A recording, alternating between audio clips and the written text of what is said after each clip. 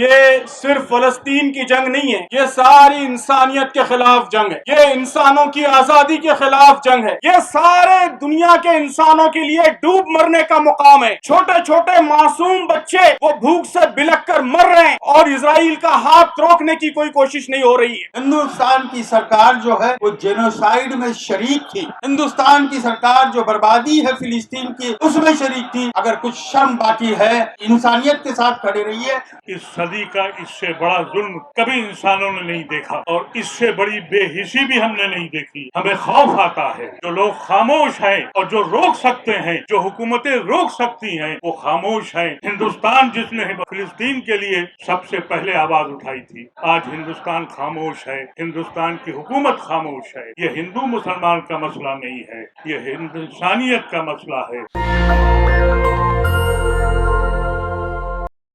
میں سمجھ نہیں پا رہا ہوں کہ ہم دنیا میں اس سے بڑا ستم جو ہو رہا ہے غزہ میں اس پہ ماتم کریں یا دنیا کی بے حسی پہ غم منائیں۔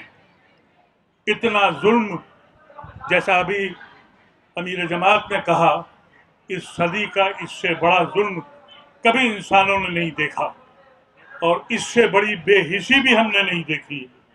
ہمیں خوف آتا ہے کہ اگر مظلوم کے لیے کوئی آواز نہیں اٹھاتا تو اللہ اس کا کیا انجام لے گا۔ اس نے کہا ہے کہ ہم مظلوموں کے ساتھ کھڑے ہیں اور جو لوگ اس کے ساتھ نہیں کھڑے ہیں، مجھے خوف آتا ہے جو شہید ہوئے ہیں وہ مرے نہیں ہیں، وہ زندہ ہیں، لیکن خوف اس بات پہ آتا ہے جو لوگ خاموش ہیں اور جو روک سکتے ہیں، جو حکومتیں روک سکتی ہیں، وہ خاموش ہیں۔ اللہ ان کا کیا انجام کرے گا وہ سوچ کے خوف آتا ہے۔ ہندوستان جس نے فلسطین کے لیے سب سے پہلے آواز اٹھائی تھی، آج ہندوستان خاموش ہے، ہندوستان کی حکومت خاموش ہے۔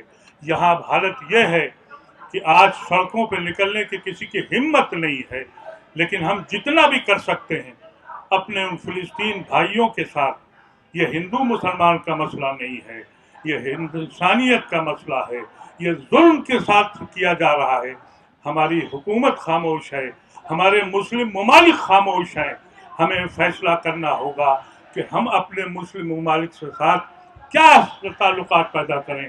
ہو سکتا ہے بہت لوگوں کو برا لگے، لیکن حقیقت یہی ہے کہ خوف آتا ہے کہ کہیں غزہ کی شکلیں کہیں ایسے ملکوں میں نہ دکھائی پڑے جو آج بڑے بڑے مینار بنا کر اور بڑے بڑے مال بنا رہے ہیں، کہیں وہ شکل پیدا نہ ہو۔ اللہ اس کا رحم فرمائے۔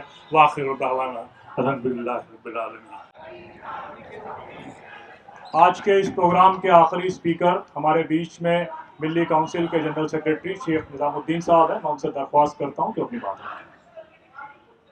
السلام علیکم ورحمۃ اللہ وبرکاتہ۔ وقت کم ہے، دو باتیں۔ پہلی تو یہ کہ ابھی محترم امیر جماعت اسلامی نے جو 4 ڈیمانڈ رکھے ہیں بہت واضح ہیں اور ہم سب کو اس پر کام کرنا چاہیے۔ دوسری بات یہ ہے کہ میں نہیں چاہتا، نہ آپ چاہتے ہیں، نہ ہندوستان کی عوام چاہتی ہے کہ تاریخ جب لکھی جائے گی کہ یہ لکھی جائے گی ہندوستان کی سرکار جو ہے وہ جینوسائیڈ میں شریک تھی، ہندوستان کی سرکار جو بربادی ہے فلسطین کی اس میں شریک تھی۔ ہماری ٹرائیڈل پالیسی رہی ہے۔ آزادی کے بعد میں ہندوستان جو ہے مکمل طور پر فلسطین کے حق میں کھڑا رہا، مگر کیا وجہ ہے پتہ نہیں۔ آج بھی وقت ہے، میری اپیل ہے یہاں کی سرکار سے کہ آپ اگر کچھ شرم باقی ہے تو انسانیت کے ساتھ کھڑے رہیے اور پوری طریقے سے واضح طور پر مذمت کریے اسرائیل کی اور ان طاقتوں کی جو اسرائیل کے ساتھ کھڑے ہیں۔ شکریہ بہت بہت۔ دوستو، باتیں ساری آ گئی ہیں۔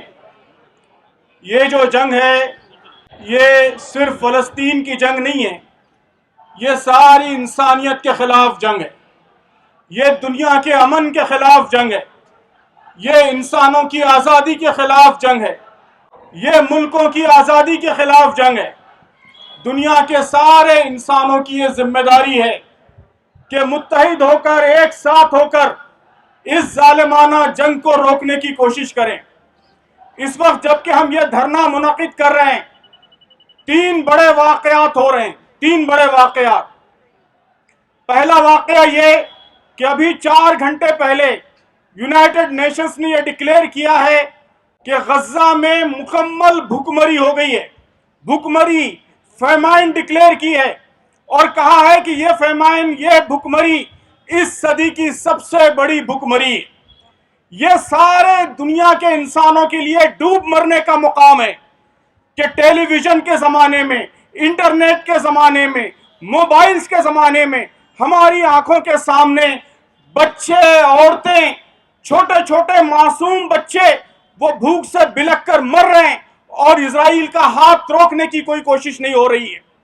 दूसरा बड़ा वाकया मोहतरम दोस्तों ये हुआ है कि इजराइल ने उसका जो बहुत ही बदनाम प्लान है, ईवन प्लान, आज ही उसको डिक्लेयर किया है, जिसके तहत ईस्टर्न जेरूसलम और वेस्ट बैंक के दरमियान 35,000 लोगों को लाकर बसाया जा रहा है। कहा जा रहा है कि यह प्लान अगर कामयाब हो जाए तो प्रैक्टिकली फलस्तीनी रियासत खत्म हो जाएगी। दुनिया के 21 मुल्कों ने, जिसमें फ्रांस जैसा मुल्क शामिल है, कनाडा जैसा मुल्क शामिल है, ऑस्ट्रेलिया जैसा मुल्क शामिल है, उन सब ने इस प्लान की मजम्मत की है।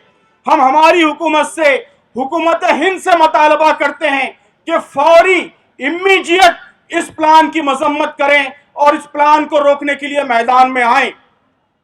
तीसरा वाकया आप सब जानते हैं कि गजा को मुकम्मल तौर पर कंट्रोल करने की कोशिश हो रही है।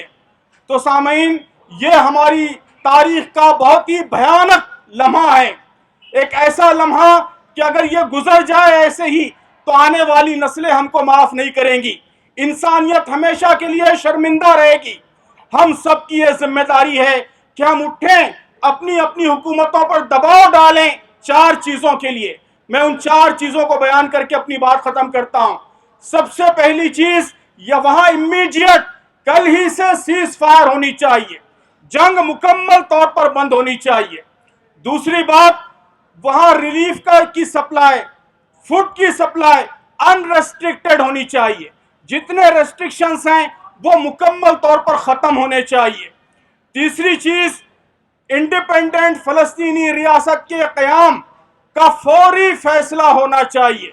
दुनिया को हर मुमकिन दबाव डालना चाहिए और जल्द से जल्द आज़ाद फलस्तीनी रियासत कायम हो जानी चाहिए। और चौथी चीज, जितने जंगी मुजरिम हैं जिन्होंने इंसानी तारीख के बदतरीन मजालिम किए हैं, ऐसे मजालिम जिस पर चंगेज खान भी शर्मिंदा है, हलाकू भी शर्मिंदा है, ऐसे जंगी मुजरिमों को जल्द से जल्द सजा मिलनी चाहिए। इन्हें जुर्म के कटघरे में खड़ा किया जाना चाहिए और मुकम्मल सजा मिलनी चाहिए। हम हमारी हुकूमत से, दुनिया की तमाम हुकूमतों से मुतालबा करते हैं कि इन 4 चीज़ों के निफाज के लिए हर मुमकिन कोशिश करें। यही मुतालबा लेकर आज हम यहाँ जमा हुए हैं और हम उम्मीद करते हैं कि हमारी हुकूमत भी, दुनिया की दीगर हुकूमतें भी इस पर मुतवज्जे होंगी। बहुत शुक्रिया। नेशनल दस्तक की आपसे गुजारिश है कि अगर इसको बचाना चाहते हैं तो नेशनल दस्तक को सब्सक्राइब करने के लिए रेड कलर के सब्सक्राइब बटन को दबाएं, फिर बेल आइकन की घंटी दबाएं। नेशनल दस्तक को बचाने के लिए बहुत जरूरी है कि हर खबर को शेयर करें, लाइक करें, कमेंट जरूर करें।